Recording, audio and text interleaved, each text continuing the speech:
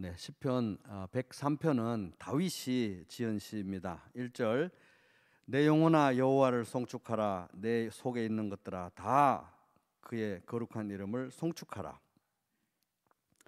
그 찬양 있잖아요. 내 영혼아 찬양하라. 내 영혼아 찬양하라. 내 속에 있는 것들아 다 찬송.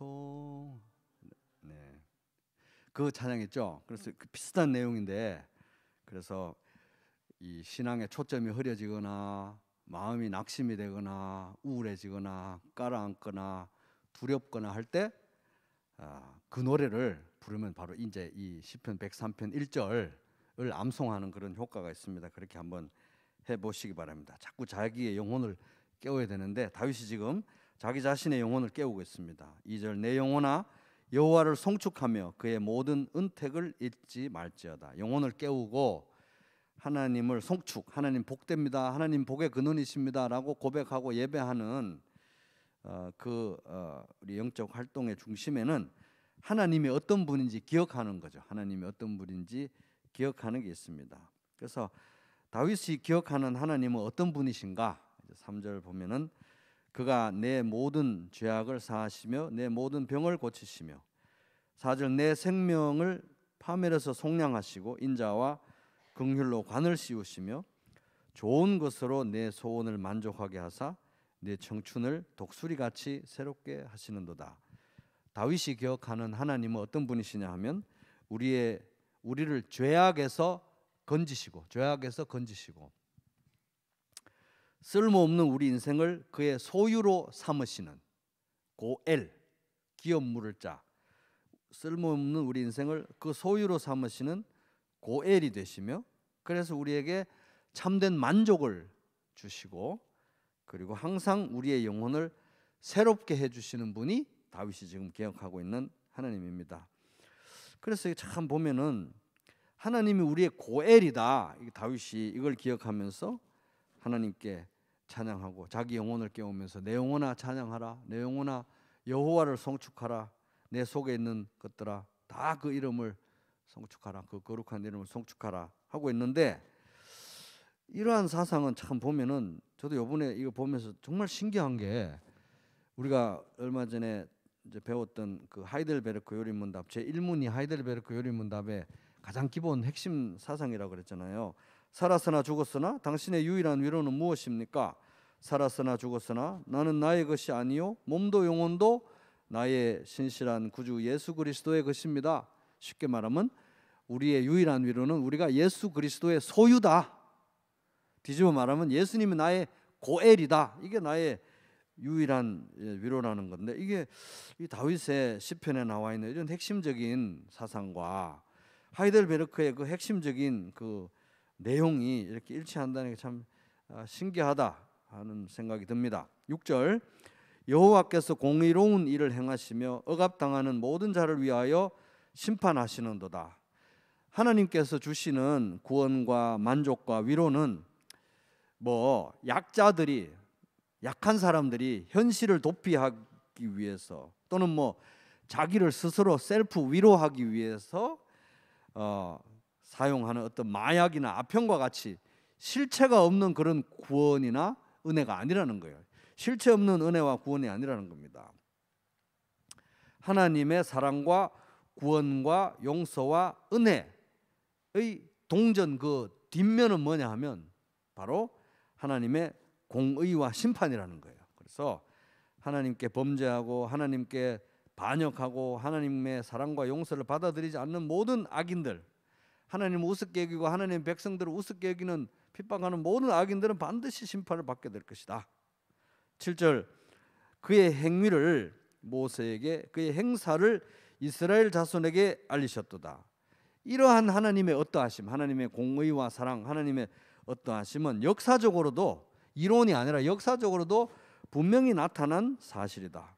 하나님은 모세를 통해서 하나님이 어떤 분인지를 계시해 주셨고, 이스라엘 백성들에게 또 역사하심으로써 그들의 역사 가운데 분명히 하나님 말씀하신 대로 행하신다는 행적을 보여주신 분이시다 하는 겁니다. 그러면 하나님께서 모세를 통해서 그리고 이스라엘의 역사를 통해서 꼭 이것만은 꼭 우리들에게 가르쳐 주시고 싶었던, 지금도 그러시고 싶은 하나님의 가장 중요한 속성, 하나님의 어떠하심의 핵심은 뭐냐? 정말 하나님의 어떠하심, 이것만은 꼭 알아야 되는 하나님의 성품은 무엇인가? 그게 이제 8절부터 나오는 내용입니다. 이게 이제 성경에 나와 있는 내용이고 다윗이 말씀을 묵상하면서 깨달은 내용이고 다윗이 인생을 살면서 절감했던, 너무너무 깊이 경험했던 내용이라는 거예요. 8절, 여호와는 긍휼이 많으시고 은혜로우시며 노하기를 더디하시고 인자하심이 풍부하시도다. 자주 경책하지 아니하시며 노를 영원히 품지 아니하시리로다. 우리의 죄를 따라 우리를 처벌하지 아니하시며 우리의 죄악을 따라 우리에게 그대로 갚지는 아니하셨으니 이는 하늘이 땅에서 높음같이 그를 경외하는 자에게 그의 인자하심이 크심이로다.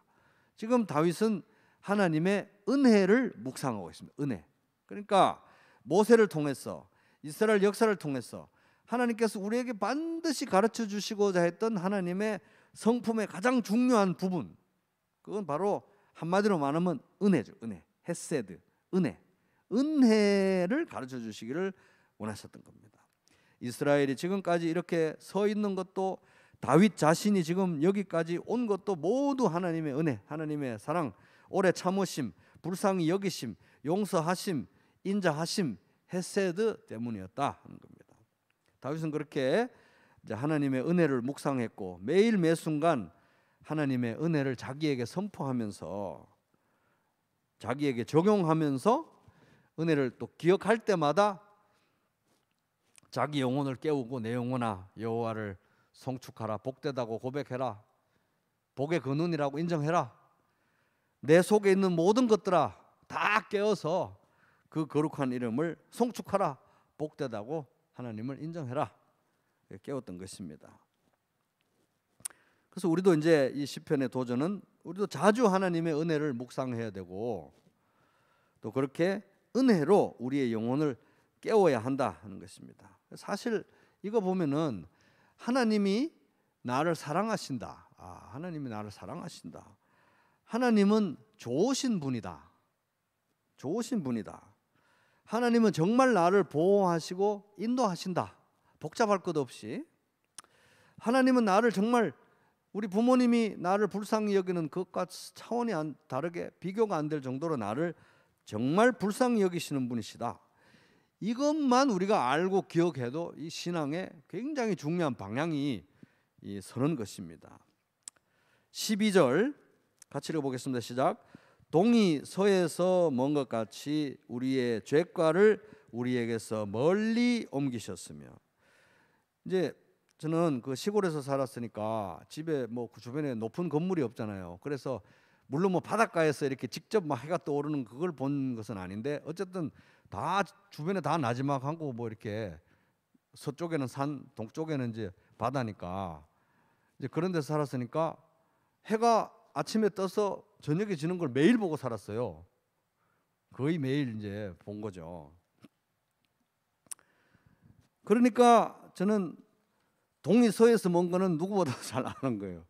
해가 동쪽에서 떠서 이렇게 지는데 해가 그렇게 넘어가는 데는 하루밖에 안 걸리지만 반나절 낮 시간 동안밖에 안 걸리지만 와 정말 멀다 우리가 알 수 있는 겁니다. 직관적으로. 그래서 여기 보면 우리의 죄과를 동이 서에서 먼 것 같이 옮기셨다.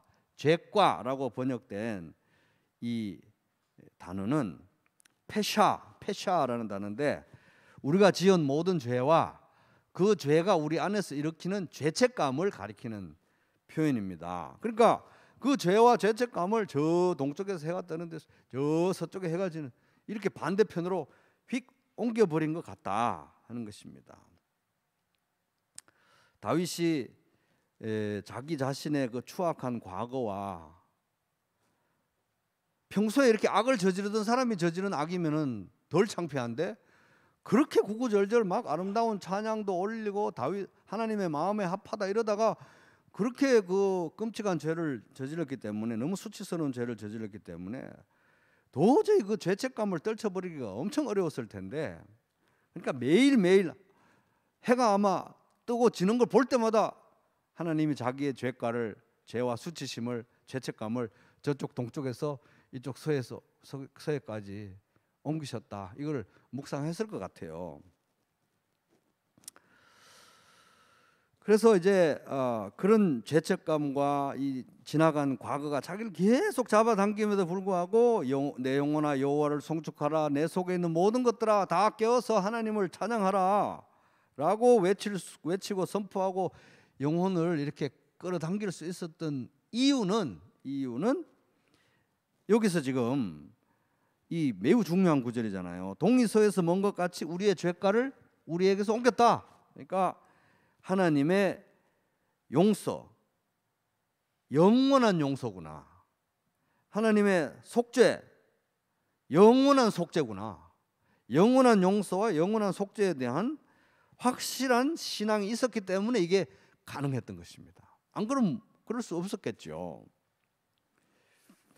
그래서 또 저희 그 시골집에 보면은 그 마당이 있고 담이 있는데 그 담 앞에 거기 텃밭이 있거든요. 거기 보면 거름더미가 있었어요. 거름더미. 그래서 이제 학교로 가거나 어디로 가거나 이렇게 그쪽으로 나가다 보면 항상 그 거름더미에서 냄새가 나요. 거기 거름더미에서는 안 좋은 냄새가 나는데, 왜 냄새가 납니까? 집에서 가깝기 때문에. 그죠?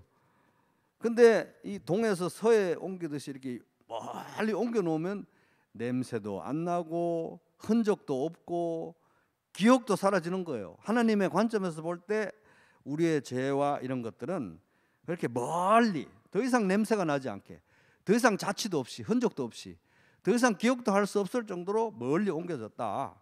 다윗은 이것을 매일매일 해가 떠서 해가 지는 걸 볼 때마다 기억했을 것 같습니다. 우리도 해 뜨고 해 지는 거 보면 나의 죄와 모든 수치를 저 동쪽 편에서 서쪽 편으로, 이건 무한대 거리잖아요. 그죠? 계속 가는 거니까 동선은 옮기셨구나 기억하시기 바랍니다.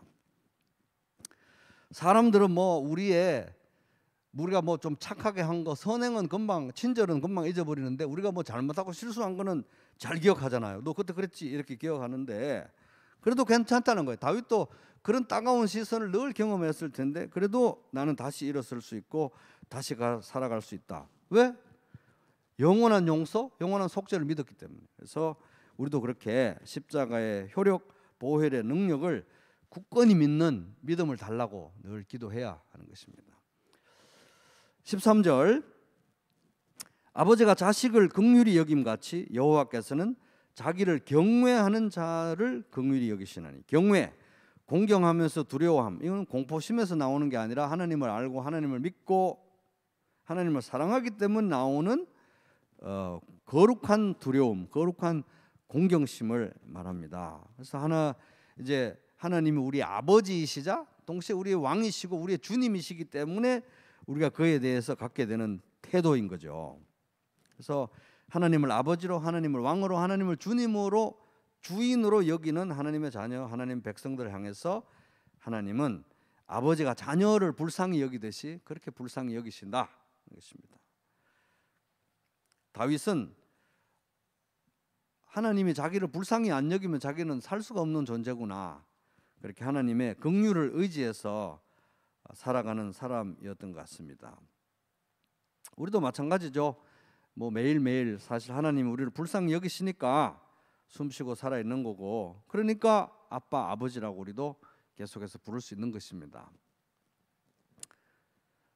14절, 하나님이 그렇게 우리를 불쌍히 여기시는 이유, 왜냐하면 14절, 왜냐하면 이는 그가 우리의 체질을 아시며 우리가 단지 먼지뿐임을 기억하심이로다. 하나님께서 우리를 불쌍히 여기시는 이유는 뭐냐?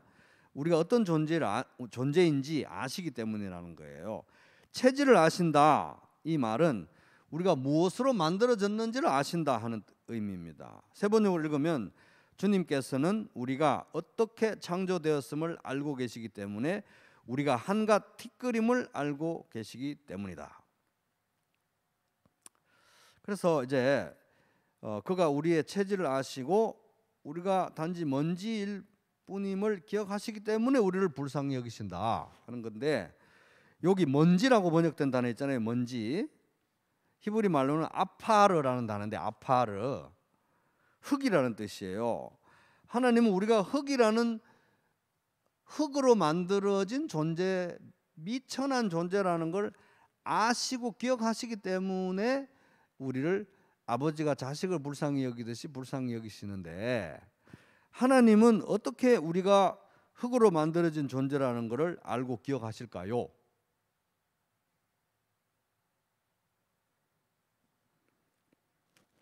1번 책에서 보셨기 때문에, 2번 자기가 진짜 그렇게 만드셨기 때문에. 그렇죠. 창세기 2장 7절, 여호와 하나님이 땅에 흙으로 사람을 지으시고 생기를 그 코에 불어넣으시니 사람이 생명이 되니라. 흙으로, 이게 아파르, 똑같은 단어예요. 여기 시편 103편 14절 먼지라는 단어하고 창세기 2장 7절 흙이라는 단어하고 똑같은 단어입니다. 아파르. 하나님 만드셨기 때문에 아신다는 겁니다. 직접 만드셨기 때문에. 주님께서 내 장기, 내 내장, 장기를 창조하시고 내 모태에서 나를 짜 맞추셨습니다. 내가 이렇게 빚어진 것이 오묘하고 주님께서 하신 일이 놀라워서 이 모든 일로 내가 주님께 감사를 드립니다. 내 영혼은 이 사실을 너무도 잘 압니다. 그 당시에 은밀한 곳에서 나를 지으셨고 땅속 깊은 곳 저 모태에서 나를 조립하셨으니 내 뼈 하나하나도 주님 앞에서 숨길 수 없습니다. 나의 형질이 갖추어지기도 전부터 주님께서는 나를 보고 계셨으며 나에게 정하여진 날들이 아직 시작되기도 전에 이미 주님의 책에 다 기록되었습니다. 시편 139편 13절에서 16절, 139편도 누가 지었느냐 하면 다윗이 지었어요. 같은 내용인 것입니다. 그죠? 여기 14절에 우리의 체질을 아시고 우리가 단지 흙일 뿐임을 아신다, 이거 하고 시편 139편 또 다윗이 지은 이 시에 같은 내용이 나와 있는 것입니다. 다윗이 참 이런 걸 깊이 이렇게 묵상했던 것 같아요. 그죠? 근데 그 아기가 엄마 뱃속에 있을 때 자기 스스로 음식을 먹지 않지 않습니까? 탯줄을 통해서 받아 먹잖아요. 그죠? 또 스스로 숨도 안 쉬죠. 그런데 산소는 어디로 통해서 들어가느냐? 탯줄을 통해서 들어가잖아요. 맞죠? 탯줄을 통해서 들어가는데 이 신비한 삶을 10달 동안 살다가 딱 엄마 뱃속에서 나오는 순간 앙 하면서 울면서 폐가 작동하는 거예요. 폐로 호흡을 하는 거예요. 이제부터는. 그리고 엄마한테 밥 달라고 하면서 젖을 먹기 시작하는 것입니다. 이게 인간의 과학으로는 설명을 할 수가 없대요. 어떻게 이렇게 배꼽으로 다 공기도 받아먹고 영양분도 다 받아먹다가 에 하고 나오는 순간 폐로 숨을 쉬고 그때부터 젖을 먹는지 인간의 과학으로 설명을 할 수가 없대요. 어떻게 이런 일이 우연히 137억 년 전에 우주가 생기고 우연히 46억 년 전에 지구가 만들어지고 우연히 35억 년 전에 생명체가 만들어져서 우연과 기적을 반복하면서 진화를 거쳐서 인간이 생겼다고 말하는 건 너무 심하다 이겁니다. 우리 믿음보다 더한 믿음이라는 거예요. 그래서 다윗은 창조의 신비를 묵상하고 그 창조주가 나를 사랑하고 나의 죄를 동이 서에서 먼 것처럼 영원히 그리고 완전히 용서했다는 사실을 묵상할 때 그분이 또 나의 아버지고 아버지가 자녀를 불쌍히 여기듯 나를 불쌍히 여기시는구나, 이걸 묵상하면서 자기 영혼을 흔들어 깨우는 거예요. 내 영혼아 여호와를 송축하라.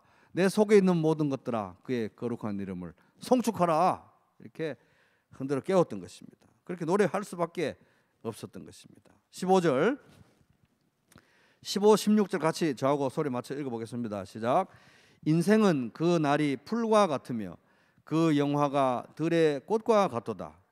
그것은 바람이 지나가면 없어지나니 그것 있던 자리도 다시 알지 못하거니와.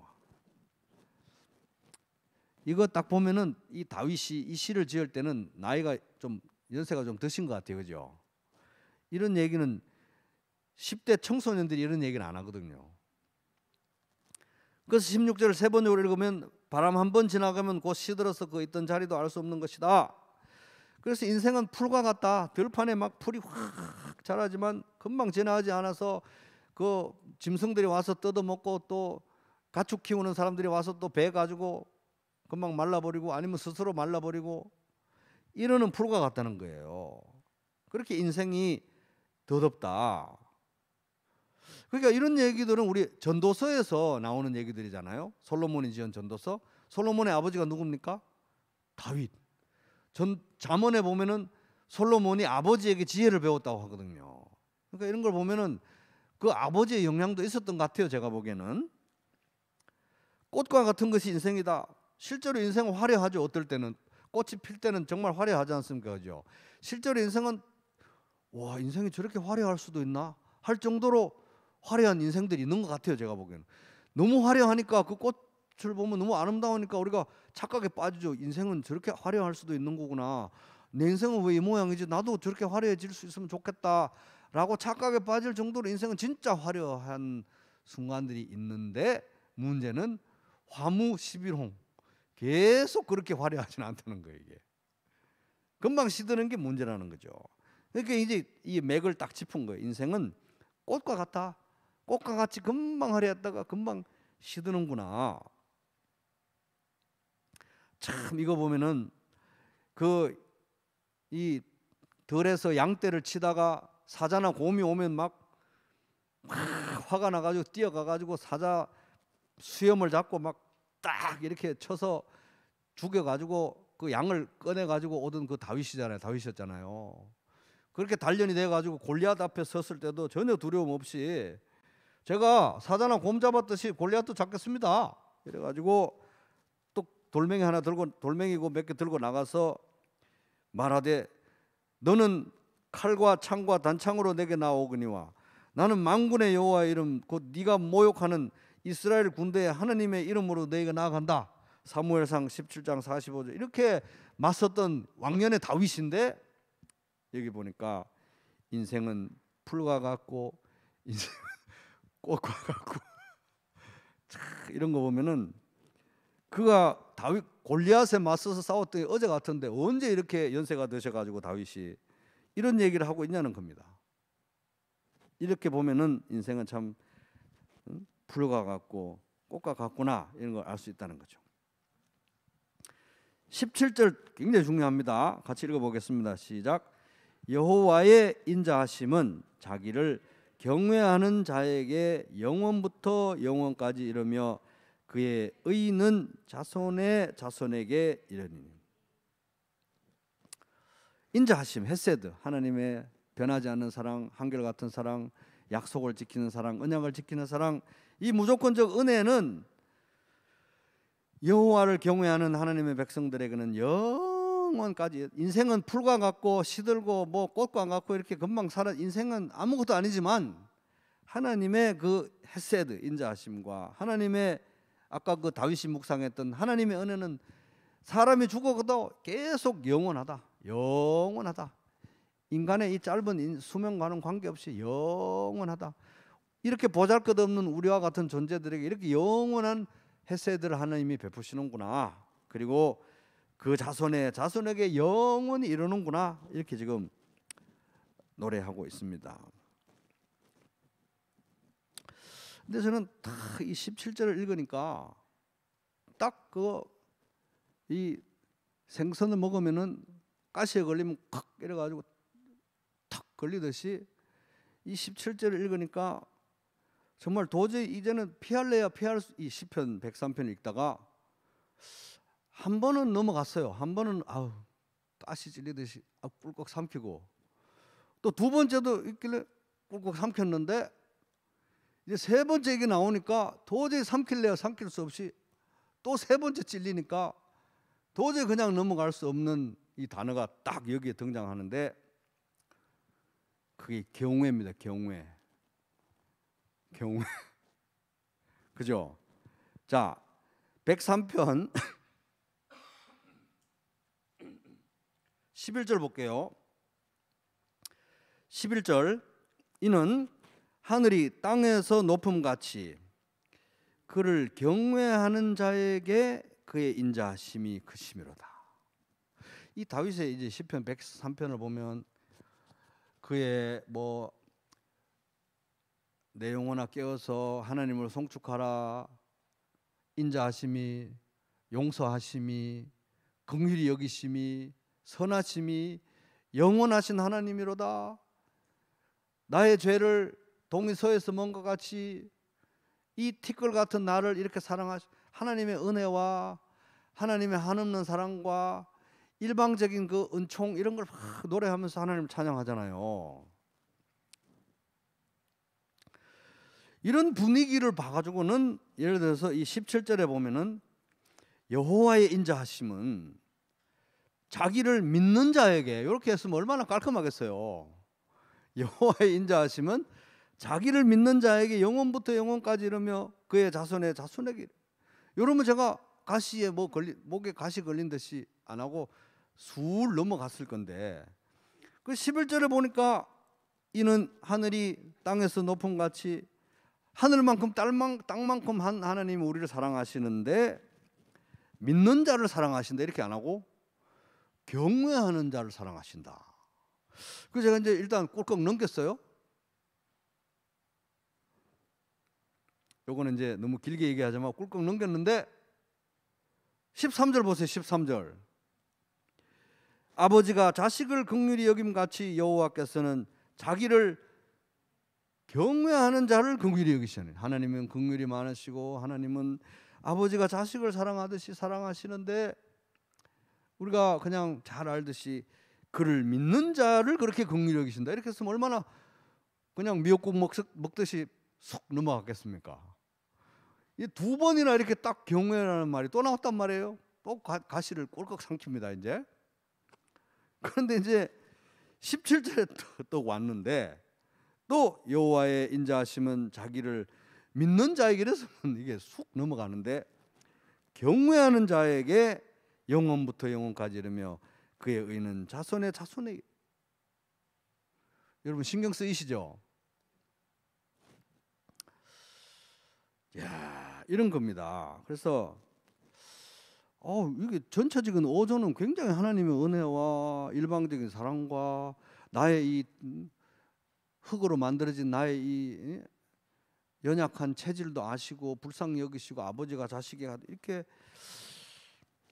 헤세드의 사랑, 용서하시는 사랑, 불쌍, 이게 이렇게 많으신 분인데 그걸 얘기했으면 믿는 자로 하면 얼마나 깔끔하게 넘어가는데 이걸 한 번도 아니고 두 번도 아니고 세 번이나 경외 이렇게 썼단 말이에요. 굉장히 신경 쓰이잖아요 이게. 그럼 우리가 생각해 볼 수 있죠. 그러면 다윗은 지금 하나님의 인자하심과 하나님의 은혜와 하나님의 긍휼을 경험하는 것은 우리가 하나님을 열심히 경외할 때만, 우리가 어떤 하나님을 경외하는 이런 덕목과 성품과 신앙을 발휘할 때만 경험할 수 있는 건가? 어떤 행위 구원이나 아니면 행위로 은총을 받아내는 그런 얘기를 하고 있는 것인가? 그거는 틀림없이 아니죠. 절대 그건 아닙니다. 왜냐하면은 아까 그 10절에 봐도 우리의 죄를 따라 우리를 처벌하지 않으셨다. 죄를 따라 우리의 죄 지은 만큼 우리를 처벌하셨으면 나는 여기 있지도 못한다. 이거 분명히 얘기했거든요. 우리의 죄악을 따라 우리에게 그대로 갚지 않으셨다. 10절. 그렇게 분명히 얘기를 하신 것입니다. 그리고 하나님의 사랑은 하늘만큼 땅만큼 높은 것인데 뭐 우리가 하나님을 경외하면 얼마나 경외하겠어요. 그죠? 그리고 아까 14절에도 우리의 체질을 아시고 우리 먼지뿐인 우리가 먼지에 지나지 않는다는 것을 기억하시니까 정말 전적으로 일방적으로 불쌍히 여기시는 것을 분명히 얘기한 거예요. 그러니까 우리는 여기에서 이제 받아들이고 이해하고 믿어야 되는 한 가지 중대한 사실은 뭐냐 하면은 우리가 하나님을 막 경외했기 때문에 하나님이 우리를 구원하신 건 틀림없이 아니라는 거잖아요. 일단 먼저 정리할 거는 우리는 하나님을 경외하는 어떤 우리의 공로로 구원받거나 은혜를 받는 게 아니라는 겁니다. 틀림없는 거는 우리가 용서를 받았기 때문에, 우리가 구원을 받았기 때문에, 우리가 성령으로 거듭났기 때문에, 하나님이 우리에게 믿음을 주셨기 때문에 우리가 하나님을 경외하는 거예요.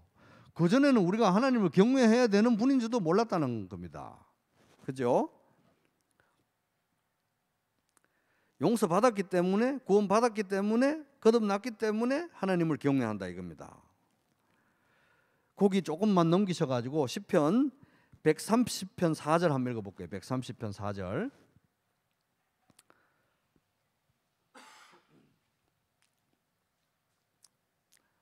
(130편 4절) 같이 읽어보겠습니다. 시작.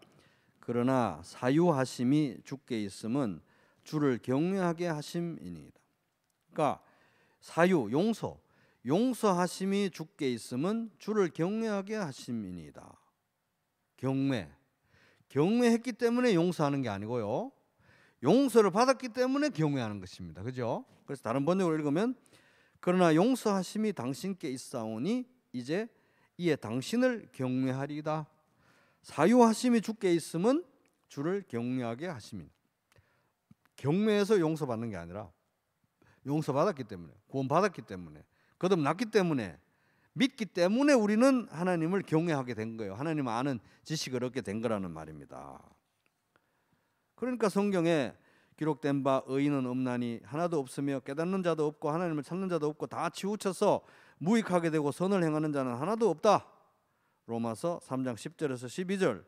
우리가 다 하나님의 원수로 행하던 자들인데 우리를 부르시고 우리에게 믿음도 주시고 우리 죄도 보여주시고 그렇게 우리가 회개하게 돼서 믿음으로 말미암아서 하나님을 아는 지식을 얻었고 그래서 하나님을 경외하게 된 거예요. 경외했기 때문에 하나님의 은총을 받는 게 아니고 은총을 받았기 때문에 하나님을 경외하는 겁니다. 우리가 구원을 위해서 아무 할 것도 없고 기여할 수 있는 것도 없잖아요. 그렇기 때문에 오직 믿음으로 우리가 구원을 받는 거잖아요. 오직 믿음이 은혜를 받는 수단이잖아요.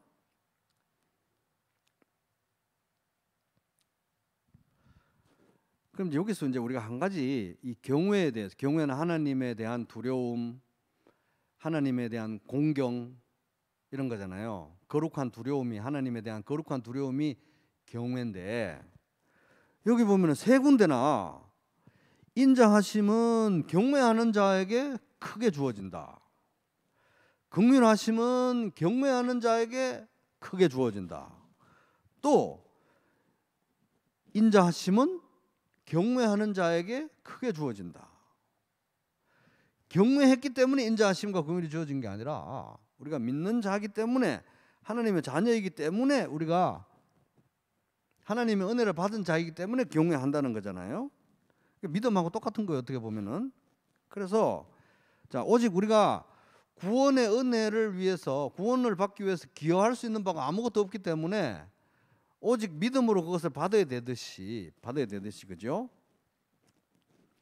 경외라는 것도 하나님을 두려워하고 하나님을 아버지로, 하나님을 왕으로, 하나님을 주인으로 엎드려서 두려워하고 공경하고 경외하는 이것도 경외해드리는 게 아닌 거예요.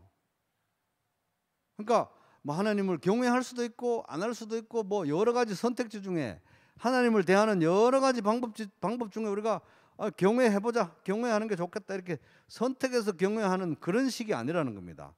여러 선택지들 중에 그냥 경외해볼까? 아니면 경외해드릴까?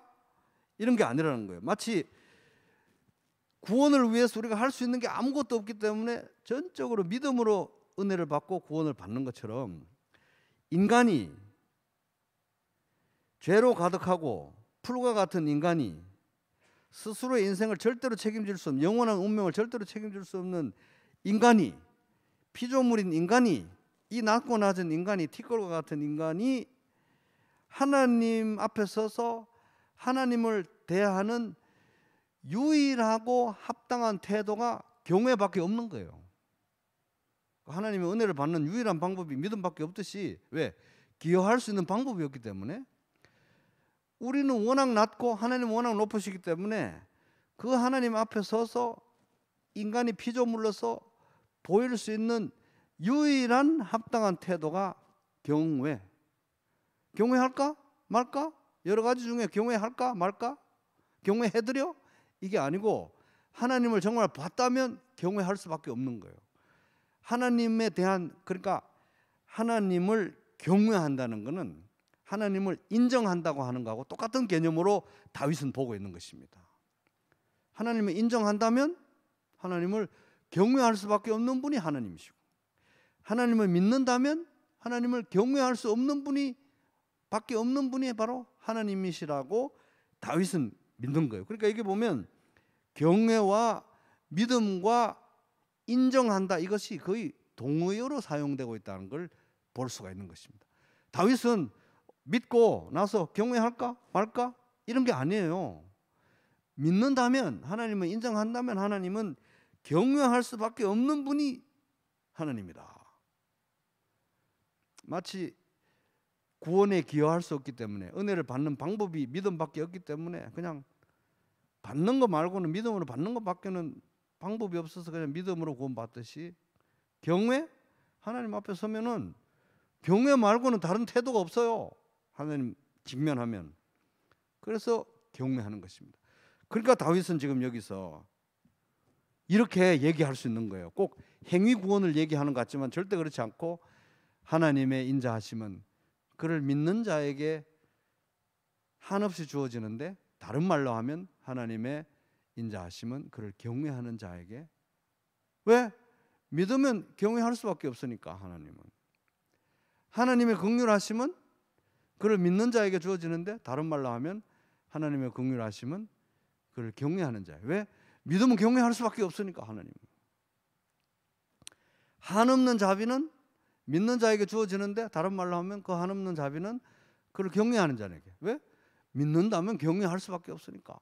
하나님을 인정하고 하나님을 믿고 하나님을 본 사람은 하나님을 경외할 수밖에 없는 것이, 원래 하나님은 그렇게 거룩한 분이시기 때문에 그렇다는 것입니다. 그러니까 이 경외는 무슨 저 신앙이 좋은 사람들이나 하는 어떤 그런 게 아니라, 그냥 하나님을 아는 사람들이 그냥 하나님 앞에 취할 수밖에 없는 유일한 합당한 태도다.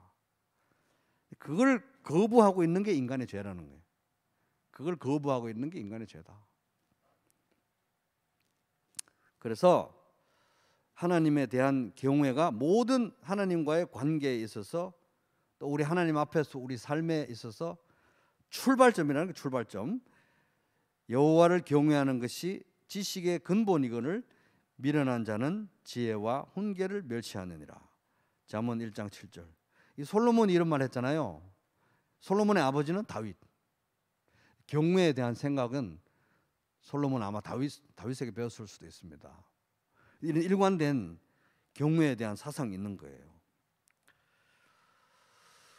그래서 이 다윗은 이 세 번이나 이렇게 굉장히 거슬리게 이 경외라는 단어를 써서, 이건 뭐 어떻게 이런 고차원적인 믿음이 있어야만 인자하심과 긍휼을 받는, 이게 아니라는 거예요. 우리는 경외 말고는 하나님을 대할 방법이 없다 하는 것입니다. 뭐 경외하라, 두려워하라 말할 것도 없이 막 무서운 개가 막 미친 듯이 달려오면 우리는 저 개는 무서워해야 된단다 얘야, 이렇게 가르쳐 줄 필요가 없죠.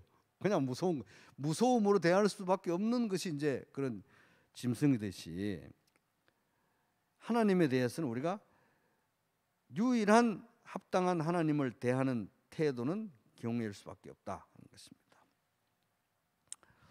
그래서 우리는 우리의 절대적 무능, 절대적 약함, 절대적 악함, 절대적 필요, 절대적인 필요, 우리는 절대적으로 필요하죠. 왜? 하나님의 인도와 보호가 절대적으로 필요하니까. 그리고 절대적인 하나님의 거룩하심으로 인해서 경외한다는 것은 피조물로서, 그냥 피조물로서, 또 왕 앞에 신하로서, 주인 앞에 종으로서, 아버지 앞에 자녀로서, 창조주이신 하나님 앞에 피조물이 경외 말고는 합당한 태도는 존재하지 않는다는 거예요.